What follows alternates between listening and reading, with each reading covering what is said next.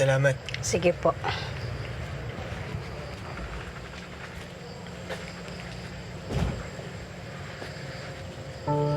Two months deposit, 2 months advance.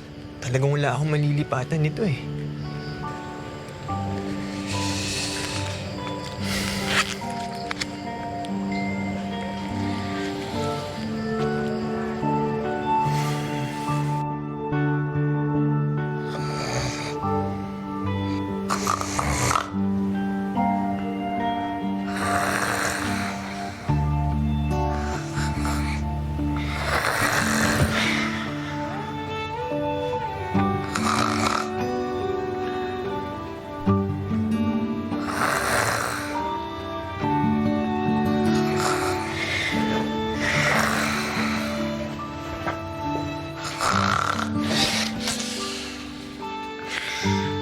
Anong buhay ito?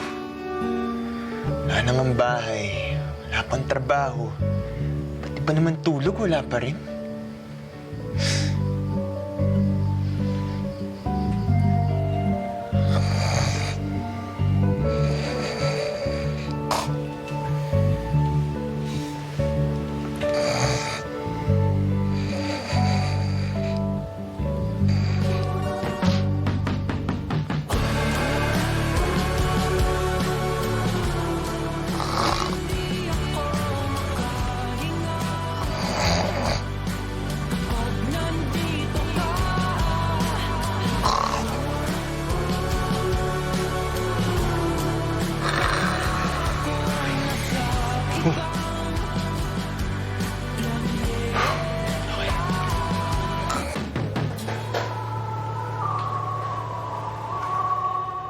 Sana sa weekend tayo, no? Mga Sabado para walang trabaho.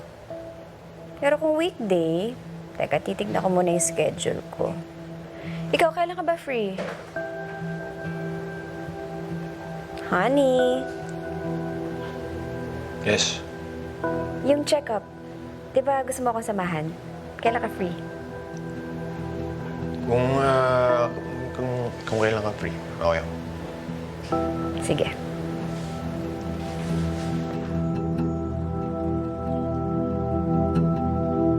Ma'am, thank you so much. Please come again.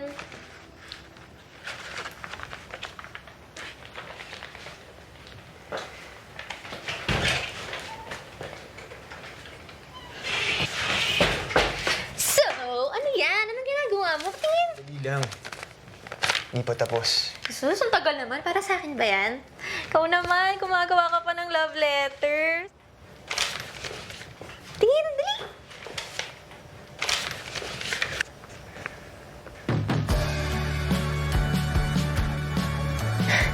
Rules? Mukhang magtitiis akong ilang araw na kasama ka. 3 rules lang naman. Sa shop ko? Sino bang may utang sa atin? Sabi ko nga, tama ka.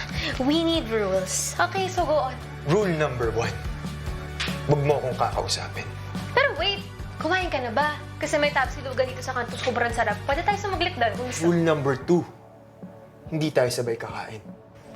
Baduy? Or magkape. Okay lang, hindi ako nagkakape. At rule number 3. Walang personalan. Walang pakialamanan. Bakit naman? Eh, di ba binata ka naman? You're single, you're free. Di ba? Pirmahan mo na to. O baka mapilitan pa akong singilin yung utang mo ngayon na. Sige na, ito na. Ballpen, please.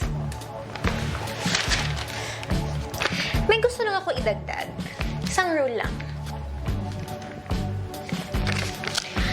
Rule number 4. Make sure na hindi ka may in love sa